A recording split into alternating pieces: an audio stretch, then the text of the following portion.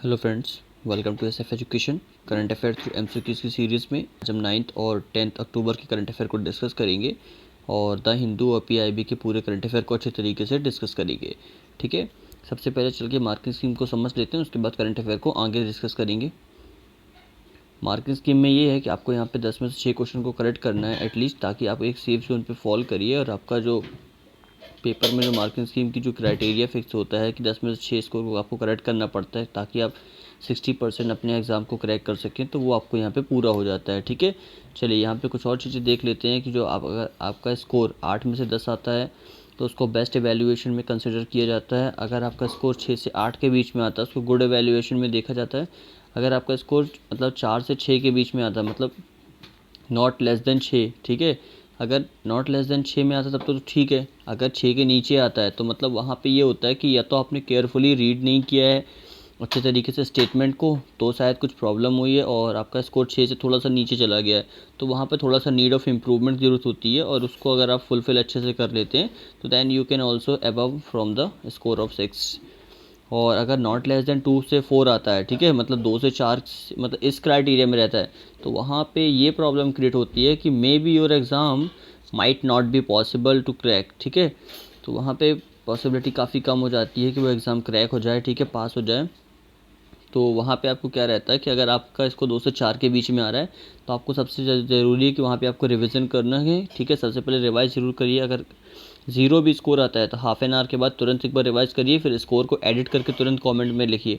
ठीक है, उसके बाद 24 आवर्स के बाद में हर एक को एक बार रिवाइज करना है ताकि पूरे तरीके से सारी चीज़ें रिविज़न दिमाग में बैठा रहे। चलिए पहले क्वेश्चन पे चलते हैं, पहला क्वेश्चन देखते हैं। फर्स्ट क्वेश्चन है, consider the following statement regarding the recently approved natural gas marketing reforms. तो अभी recently natural gas marketing reform में कुछ इम्प्रूवमेंट भी किया गया है। जब इसको अप्रूव किया गया है तो आपको बताना कि इनमें से कौन सी स्टेटमेंट करेक्ट है। फर्स्ट है, the affiliate companies can participate in the bidding process for sale of gas.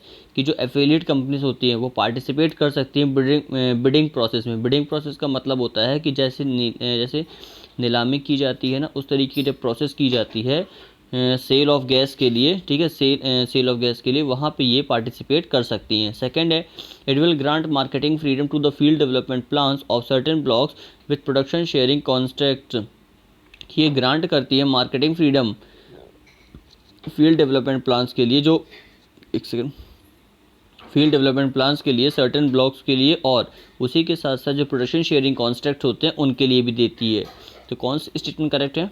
Option A 1 only, option B 2 only, option C 1 and 2 and option D none of the. So video को pause करके answer दीजिए, फिर discuss करते हैं इसके बारे में।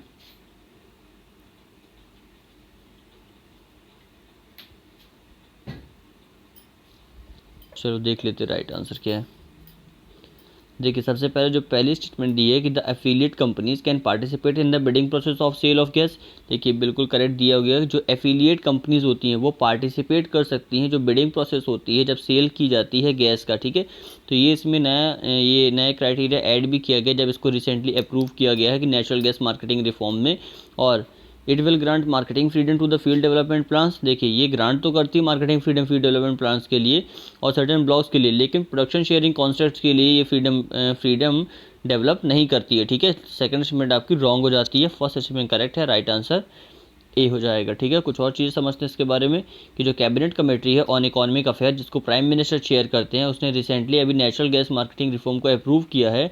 और इस पॉलिसी में एम यही रखा गया है कि प्रोवाइड कराना है standard procedure for sale of natural gas के लिए, जिसमें ट्रांसपेरेंट और कॉम्पिटिटिव मैनर में एक डिस्कवर मार्केटिंग प्राइस किया जाएगा। और साथ ही साथ जो भी गाइडलाइंस इशू की जाएंगी इनके द्वारा वो सेल करने के लिए जो भी गाइडलाइंस इशू की जाएगी कॉन्ट्रैक्टर के थ्रू ई बिडिंग के तौर पे इसको दिया जाएगा। ठीक है, मतलब आप डायरेक्टली ई बिडिंग कर सकते हैं। ठीक है, इसमें ये प्रोसेस रखी गई है। और इस पॉलिसी के अंदर जो एफिलिएट कंपनीज होती हैं वो पार्टिसिपेट कर सकती हैं बिडिंग प्रोसेस के अंदर, अपने व्यू दे सकती हैं, ट्रांसपेरेंट एंड इलेक्ट्रॉनिक बिडिंग इसके अंदर प्रोसेस हो सकती है। और इसके अंदर जो फैसिलिटेट किया जाएगा, प्रमोट किया जाएगा मोर कंपटीशन और मार्केटिंग ऑफ गैस को। ठीक है, मतलब कि काफ़ी अच्छे तरीके से प्रमोशन किया जाएगा, कंपटीशन और ज़्यादा बढ़ाया जाएगा, जिस तरीके से सेल करना है गैस की और बिडिंग प्रोसेस को आगे बढ़ाना है।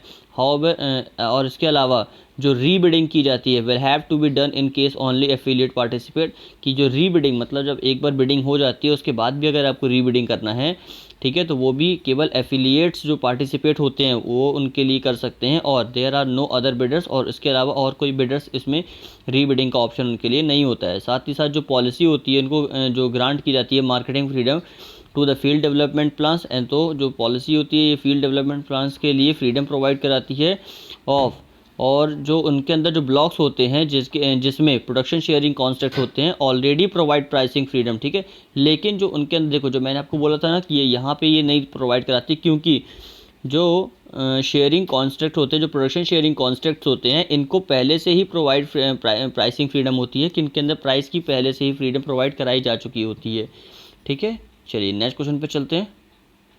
नेक्स्ट है arrange the following location in the direction of the west to east, ठीक है। तो आपको यहाँ पे जो लोकेशन दी है इसको वेस्ट टू ईस्ट में जमाना है और फिर आपको इसके बारे में बताना है राइट आंसर क्या है, ठीक है। फर्स्ट है Yamunotri, second Gangotri, third Badrinath and fourth Kedarnath. So यहाँ पे आपके ऑप्शन दिए हैं, आपको वेस्ट से ईस्ट में इसको जमाना है, फिर हम बात करेंगे आखिर ये क्वेश्चन क्यों बनाया गया। Option A 1 2 3 4, option B 1 2 4 3, option C 2 3 1 4 and option D 2 1 4 3। So video को पॉज करके इसका आंसर बताइए, फिर डिस्कस करते हैं।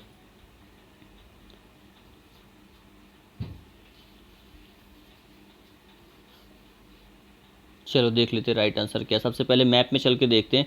देखिए अभी रिसेंटली चार धाम रूट, ठीक है, चार धाम रूट जो है मतलब चार धाम का जो रूट है उसको अच्छे तरीके से डिस्कस किया जा रहा है, इसलिए ये न्यूज़ में था और इसके ऊपर क्वेश्चन बनाया गया। हालांकि इसके ऊपर भी एक स्टेटमेंट मैंने पहले भी डिस्कस किया था।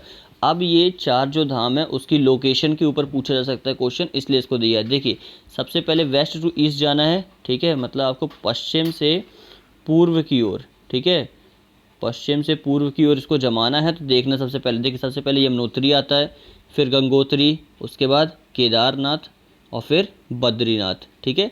अब हम देखते हैं हमारे क्वेश्चन के अकॉर्डिंग कौन सा आंसर करेक्ट है।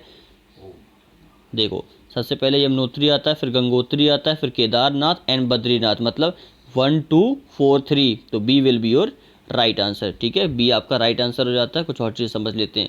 देखिए चार धाम प्रोजेक्ट में अभी कुछ डेवलपमेंट किया जा रहा है, तो इसके बारे में ये न्यूज़ में था। तो जो प्रोजेक्ट है ये कंप्राइज करेगा इम्प्रूवमेंट, साथ ही साथ जो डेवलपमेंट किया जाएगा 889 मतलब 889 kilometre length of national highway. तो नेशनल हाईवे की जो 889 किलोमीटर की जो लेंथ है उसका डेवलपमेंट किया जा रहा है। जो बद्रीनाथ, केदारनाथ धाम, गंगोत्री और यमुनोत्री, ये चारों प्रोजेक्ट को पूरे को मतलब मर्ज करके इसमें डेवलपमेंट किया जा रहा है। इन सभी चीज़ों को कनेक्ट करेगा, ठीक है। और part of route leading to the Kailash Mansarovar Yatra, और जो इसका कुछ पार्ट है ये जो लीड करेगा कैलाश मानसरोवर यात्रा के लिए भी, ठीक है। चलिए नेक्स्ट क्वेश्चन पर चलते हैं। आई होप समझ में आ गया होगा। थर्ड क्वेश्चन है the narco test sometime in news in reference to. तो ये नार्को टेस्ट है जो अभी न्यूज़ में रहता है, तो ये किससे रिलेट करता है। Option A narco test investigation, option B sample survey bureau, option C medical drugs and option D women empowerment. So video को पॉज करिए, आंसर दीजिए, फिर इसके बारे में डिस्कस करते हैं।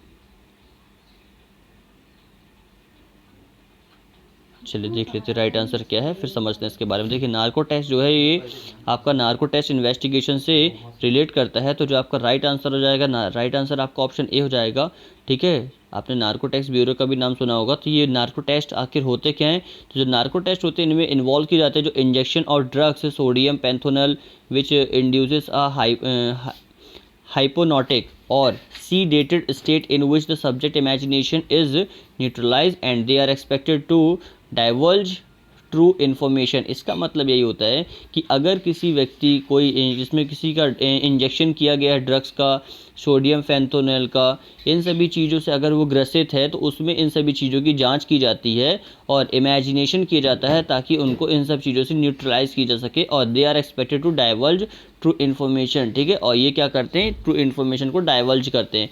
और ये जो ड्रग होता है जिसको रेफर्ड किया जाता है ट्रुथ सीरम, ठीक है। तो इस प्रकार का जो ड्रग्स दिया जाता है ट्रुथ सीरम के तौर पे, ठीक है, ताकि उनको क्या कहते हैं सच्चाई पता करने के लिए इस तरीके का ड्रग्स दिया जाता है। और in the context was used in larger doses as anaesthesia during surgery, ठीक है, तो कभी कभी एनेस्थीसिया की बीमारी भी इस तरीके की हो जाती है। And said it to be just a minute and is said to be have been used during World War II for the intelligence operation। और इस तरीके का जो नार्को टेस्ट किया गया था ये वर्ल्ड वॉर सेकंड के समय भी काफ़ी ज़्यादा किया गया था, क्योंकि इसका डायरेक्टली प्रभाव मस्तिष्क पे पड़ता है और अगर कोई इस तरीके के साथ झूठ बोलता है तो वो इस टेस्ट में फिर पकड़ जाता है, ठीक है, तो ये इसलिए इंपॉर्टेंट था, याद रखिएगा। नेक्स्ट क्वेश्चन पे चलते हैं। नेक्स्ट क्वेश्चन है belt and road initiative is a global infrastructure development strategy adopted by, ठीक है, तो इसका यहाँ पूछा जा रहा है कि जो बेल्ट एंड रोड इनिशिएटिव है, जो ग्लोबल इंफ्रास्ट्रक्चर को डेवलपमेंट करने की एक स्ट्रैटेजी है, इसको किसने अडॉप्ट किया है? Option A USA, option B Japan, option C Australian, option D China. So ये तो ऐसे काफ़ी इजी क्वेश्चन है, बट फिर भी ट्राई करिएगा इसको करने का और राइट आंसर कमेंट में लिखिएगा, ठीक है। चलिए वीडियो को पॉज करिए और फिर आंसर दीजिए। चलो देख लेते राइट आंसर क्या है। देखिए इसका राइट आंसर ऑप्शन डी है, चाइना। चाइना का ये प्रोजेक्ट है बेल्ट एंड रोड इनिशिएटिव का, जिसके जरिए वो ग्लोबल इंफ्रास्ट्रक्चर डेवलपमेंट एक स्ट्रेटजी तैयार कर रहा है ताकि वो बहुत सारी कंट्री को इसके अंदर रख सके और अच्छे तरीके से अपने आप को एक ग्लोबल लीडर साबित कर सके, इसलिए उसने ये रखा हुआ है। बेल्ट एंड रोड इनिशिएटिव को अगर हम रेमिनिसेंट करें तो ये सिल्क रोड के नाम से भी इसको जाना जाता है, और ये सिल्क रोड के नाम से जाना जाता है, और ये काफ़ी मैसिव इंफ्रास्ट्रक्चर प्रोजेक्ट है जिसके अंदर जो स्ट्रेच किया जाएगा ईस्ट एशिया टू यूरोप, मतलब ईस्ट एशिया से लेके यूरोप तक की कंट्रीज़ को इसके अंदर शामिल किया जाएगा। और इसको लॉन्च किया गया था 2013 में, और ये एक 2 प्रोलॉन्ग प्लान है, ठीक है, जिसके अंदर जो overland silk road economic belt, ठीक है, overland silk road economic land and the maritime silk road economic land. इसका मतलब ये है कि जो लैंड के ऊपर जो भी इकोनॉमिक कंट्रीज़ हैं, मतलब जो भी बड़ी बड़ी कंट्रीज़ है वो, और जो मैरीटाइम सिल्क रोड, ठीक है, जो मैरीटाइम मतलब जो हमारी ओशियन बाउंड्रीज होती है उनके साइड जो कंट्रीज़ है उनको भी इसके अंदर रखा जाएगा। ये जो 2 वेयर कलेक्टिव रेफर्ड इसको रखा गया है, ये फर्स्ट इसको रखा गया था 1 बेल्ट में, ठीक है। जब पहले था केवल सिल्क रोड इकोनॉमिक बेल्ट तब इसको 1 बेल्ट कहा जाता था, ठीक है, 1 बेल्ट 1 रोड इनिशिएटिव। बट अब जो इवेंचुअली ये इस तरीके से चेंज हो गया इसलिए इसको बेल्ट एंड रोड इनिशिएटिव कहा जा रहा है, ताकि ये सभी कंट्रीज़ को इसको रखा जा रहा है, ठीक है, इसमें साथ किया जा रहा है। अब इसके अंदर जो प्रोजेक्ट होगा इनमें इन्वॉल्व किया जाएगा वास्ट नेटवर्क, जिसमें रेलवे को कनेक्ट किया जाएगा, एनर्जी पाइपलाइंस को कनेक्ट की जाएगी, हाईवेज़ को कनेक्ट किया जाएगा, स्ट्रीमलाइन बॉर्डर क्रॉसिंग, इन सभी चीज़ों को यहाँ पे कनेक्ट किया जाएगा, क्रिएट किया जाएगा, ठीक है, इन सभी चीज़ों का डेवलपमेंट किया जाएगा। तो ये इसके बारे में कंप्लीट इन्फॉर्मेशन थी। अब देखिए इसका मैप में इस तरीके से इसका कनेक्टिविटी करना है। जस्ट अ मिनट, देखिए ये पूरा ये जो नीले कलर से यहाँ पे दिया हुआ है ना, ये ओवरलैंड है, ठीक है, ओवर द लैंड। और ये जो आपका रेड कलर से यहाँ पे जो भी लाइन ड्रॉ की गई है, ये सारी की सारी आपको मैरीटाइम बाउंड्रीज में जो कंट्रीज़ है उनके ज़रिए इसका ये पूरा डेवलपमेंट किया जाएगा 1 बेल्ट 1 रोड इनिशिएटिव के अंदर, ठीक है। तो अब नेक्स्ट क्वेश्चन पे चलते हैं, आई होप समझ में आ गया होगा। नेक्स्ट क्वेश्चन है consider the following statement. 2 statement है, बताना कौन सी स्टेटमेंट करेक्ट है। फर्स्ट है the financial action task force is an inter governmental body establish in 1989 on the initiative of G20, की जो FATF है इसको 1989 में इस्टेब्लिश किया गया था G20 कंट्रीज़ के द्वारा। सेकेंड है initially it was establish to examine and develop measure to combat terrorism terrorist financing, ठीक है, कि स्टार्टिंग में जब इसको बनाया गया था तब ये केवल टेररिस्ट फाइनेंसिंग के ऊपर मतलब सारी चीज़ों को डिस्कस करती थी, उसी को चीज़ों को कॉम्बैट करती थी, ठीक है, उन्हीं में मेजर निकालती थी। तो कौन सी स्टेटमेंट करेक्ट है? Option A 1 only, option B 2 only, option C 1 and 2 and option D none of the above. Video को पॉज करके आंसर दीजिए, फिर डिस्कस करते हैं इसके बारे में।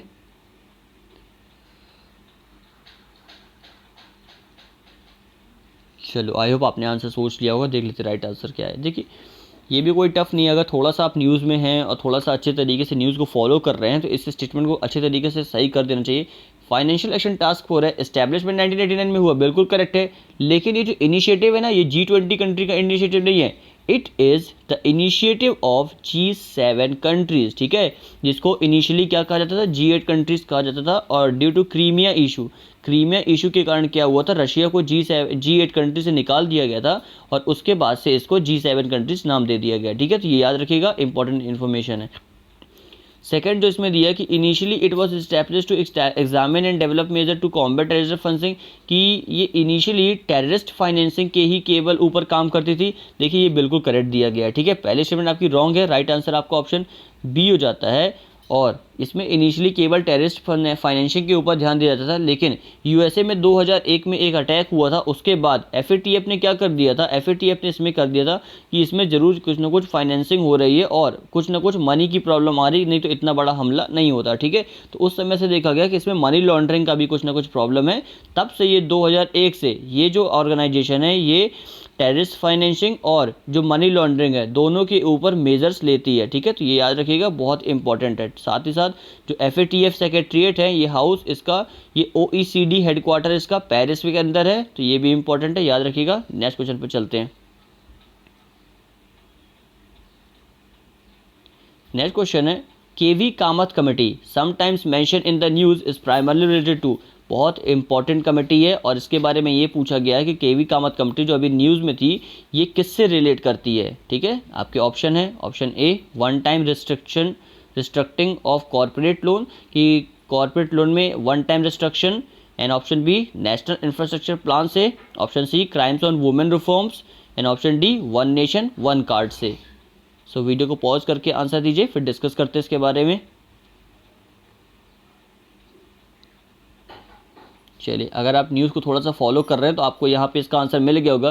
केवी कामत कमेटी क्या है, एक इकोनॉमिस्ट हैं, ठीक है, जिनका जो ये रिलेट करती है ऑप्शन ए जो आपका है one time restructuring of corporate loans, ये इसी से रिलेट करते हैं। आपका राइट आंसर आपका ऑप्शन ए हो जाएगा। कुछ और चीज़ समझ लेते हैं कि जो सुप्रीम कोर्ट ने रिसेंटली आस्क किया है सेंटर से और जो रिजर्व बैंक ऑफ इंडिया से कि कुछ स्टेप्स जो आपने लिए इम्प्लीमेंट करने के लिए, तो उसमें जो केवी कामत कमेटी की रिपोर्ट को भी रिकमेंडेशन के तौर पे दिया गया था बेल आउट करने के लिए सेक्टर अफेक्टेड जो कोविड-19 पेंडेमिक है, ठीक है। इसलिए क्या किया था, इसमें क्वेश्चन भी पूछे गए थे सुप्रीम कोर्ट के द्वारा, तो केवी कामत कमेटी ने कुछ बैकग्राउंड भी इसमें बताया था कि जो वेरियस रिट पिटिशन थी जिनको फाइल किया गया था कोर्ट के अंदर, highlighting the plight of borrowers small and big who were being charged compound interest post and pandemic moratorium which expired on August 31। देखिए, तो ये सभी चीज़ें जो भी प्रॉब्लम थी जिसमें आप कंपाउंड इंटरेस्ट की जो प्रॉब्लम थी, बोरोवर्स जो प्लाइट ऑफ बोरोवर्स थे, ठीक है, उनकी जो दुर्दशा हो गई थी, स्मॉल और बिग जो प्रॉब्लम निकल के आ रही थी जो भी पेंडेमिक के समय, तो उस समय केवी कामत कमेटी को सेटअप किया गया था ताकि उनकी कुछ रिकमेंडेशन दी जा सके ड्यूरिंग द कोविड-19 के किस तरीके से इस कोविड-19 में अच्छी तरीके से इसको वर्क कराना है इकोनॉमी को, ठीक है।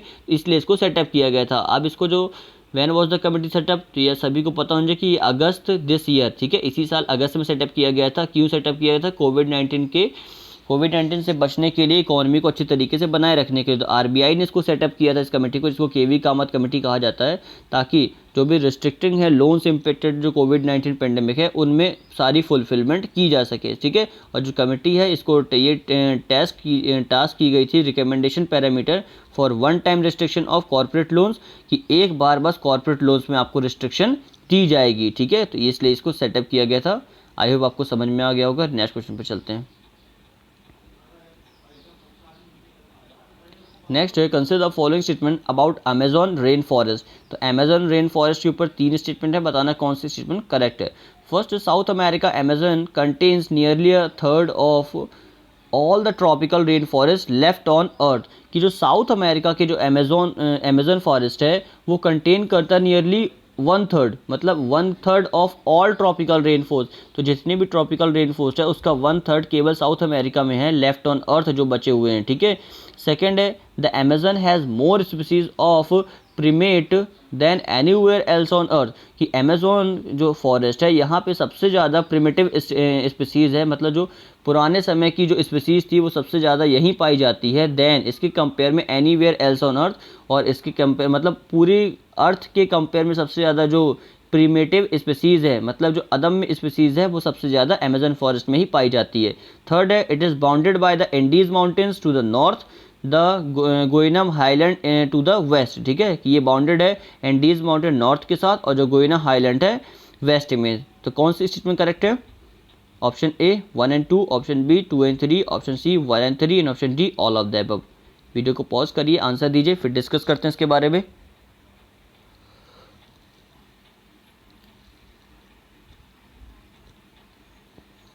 चलो देख लेते राइट आंसर क्या है।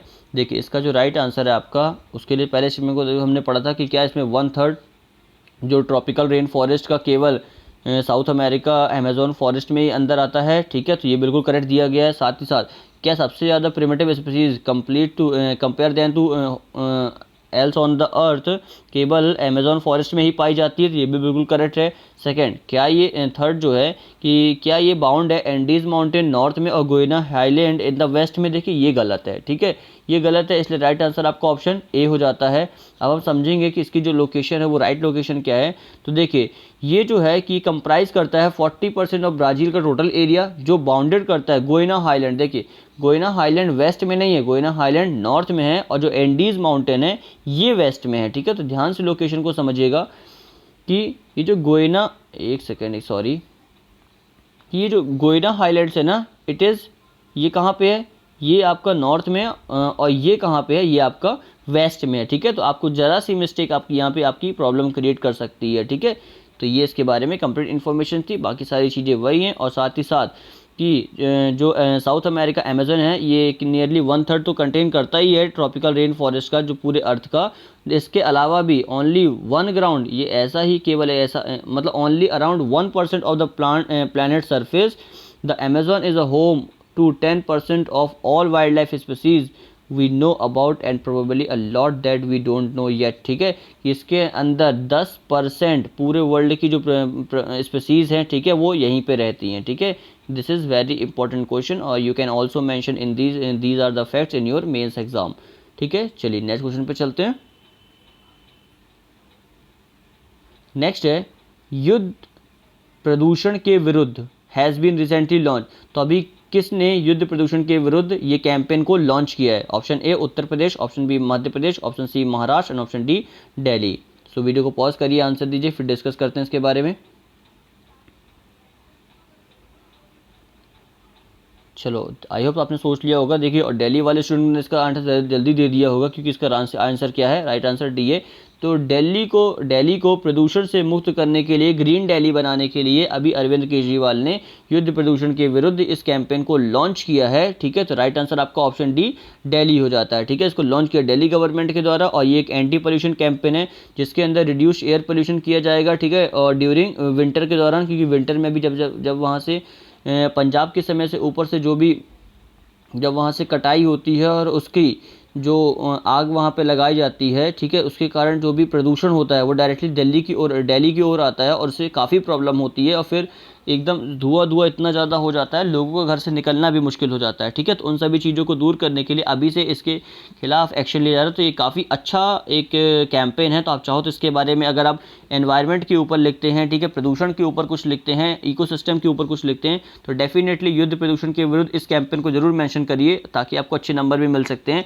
और ये जो कैंपेन है इसमें इंक्लूड किया जाएगा ग्रीन दिल्ली ऐप, ठीक है। एक ग्रीन दिल्ली ऐप बनाया जाएगा जिसमें कुछ ना कुछ इंपॉर्टेंट चीज़ें बताई जाएंगी। क्रिएशन किया जाएगा war room to monitor progress, किस तरीके से वॉर रूम में मॉनिटर प्रोग्रेस की जाती है। Processing liquid solution for farms in order to curb stubble burning, तो जो स्टबल बर्निंग के कारण जो ये पूरा इतना सारा धुआं पैदा होता है उसको किस तरीके से कर्ब करना है, किस तरीके से उसको नियंत्रण रखना है, ये देखा जाएगा। और जो हॉटस्पॉट स्पेसिफिक एक्शन प्लान्स होते हैं उनके ऊपर भी वर्क किया जाएगा, ठीक है। तो ये इंपॉर्टेंट है, याद रखिएगा। और ये कुछ इस तरीके से इसका लोगो दिखता है, ये ग्रीन दिल्ली मोबाइल ऐप इसको लगाया जा रहा है जिसमें युद्ध प्रदूषण के विरुद्ध इसको लॉन्च किया गया है। ग्रीन दिल्ली ऐप मतलब ये जो दिल्ली के चीफ मिनिस्टर जो हैं उनके द्वारा इसको चालू किया गया, ठीक है। चलिए नेक्स्ट क्वेश्चन पे चलते हैं। नेक्स्ट क्वेश्चन है housing for all a better urban future is the theme of which one of the following event. तो इनमें से किसकी ये थीम है, housing for all a better urban future. कभी कभी थीम रिलेटेड क्वेश्चन भी पूछ लिए जाते हैं। Option A world habitat day, option B world malaria day, option C world environment day and option D earth hour. So video को pause करिए, answer दीजिए, फिर डिस्कस करते हैं इसके बारे में।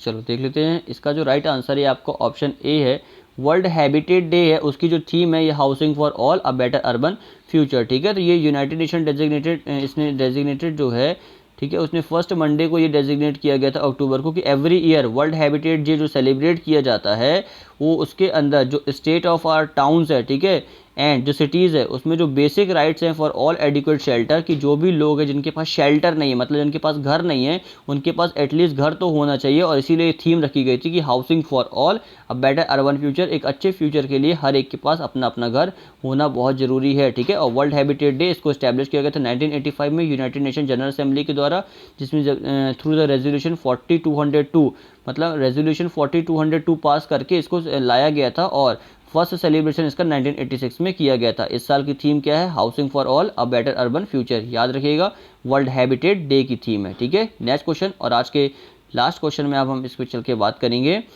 लास्ट क्वेश्चन है the word adjuvant in some time mention in media reference to. अभी कुछ समय से ये एडजुवेंट ये मीडिया के अंदर काफ़ी ज़्यादा इसको मेंशनिंग इसकी देखी गई है, तो आपको बताना है ये किससे रिलेट करता है। Option A an immunological agent, option B coming vaccine of कोविड-19, option C defence sector code of BSF border security force, option D new space craft for earth observation, ये एक नया स्पेस क्राफ्ट है अर्थ की observation करने के लिए। तो कौन सी स्टेटमेंट करेक्ट है? वीडियो को पॉज करके आंसर दीजिए, फिर डिस्कस करते हैं इसके बारे में। चलिए देख लेते हैं राइट आंसर। इसका जो राइट आंसर है आपको ऑप्शन ए है, ठीक है। एन इम्यूनोलॉजिकल एजेंट, इसको एडजुवेंट के नाम से जाना जाता है, जिसको मीडिया के अंदर काफ़ी देखा गया है। तो ये जो एडजुवेंट है ये फार्मालॉजिकल और एक इम्यूनोलॉजिकल एजेंट है जो इम्प्रूव करेगा immune response of a vaccine, ठीक है, जितना ज़्यादा इम्यून रिस्पॉन्स कर सकता है वैक्सीन का। और इसलिए एडजुवेंट है ये मे भी एडिड किया गया है वैक्सीन के लिए, ताकि बूस्ट की जा सके immune response to produce more antibodies, ठीक है। जितनी ज़्यादा एंटीबॉडीज़ क्रिएट होगी उतना ज़्यादा क्या होगा, अच्छी ज़्यादा आपकी इम्यूनिटी को ये बढ़ा के रखेगा, और लॉन्गर लास्टिंग इम्यूनिटी, काफ़ी लंबे समय तक आपकी इम्यूनिटी चल सके, और इस प्रकार मिनिमाइज़ किया जा सके डोज ऑफ एंटीजन नीडेड, कि जितना ज़्यादा एंटीजन की जो नीड होती है उसको उतना ज़्यादा कम किया जा सके, ठीक है। न्यूज़ में इसीलिए था क्योंकि भारत बायोटेक ने अभी एंटर्ड किया है into licensing agreement with Kansas based ViroVax for use of adjuvant al hydroxiquim second in the कोविड-19 वैक्सीन कोवैक्सीन। तो जो कोविड-19 की जो वैक्सीन थी कोवैक्सीन, उसके अंदर इसको यूज़ करने की बात की जा रही है, इसलिए ये न्यूज़ में था, ठीक है। तो इसको याद रखिएगा, इंपॉर्टेंट है, ठीक है। तो ये थे आज की 10 important current affairs. I hope समझ में आ गए होंगे आपको अच्छे तरीके से। अगर अच्छे लगे तो प्लीज़ वीडियो को लाइक करके चैनल को सब्सक्राइब कर दीजिएगा, और बेल आइकन को डेफिनेटली ऑन कर दीजिएगा, ताकि आपकी इस तरीके की बिल्कुल भी लेटेस्ट अपडेट ना छूटे, ठीक है। ये जरूर याद रखिएगा, ओके।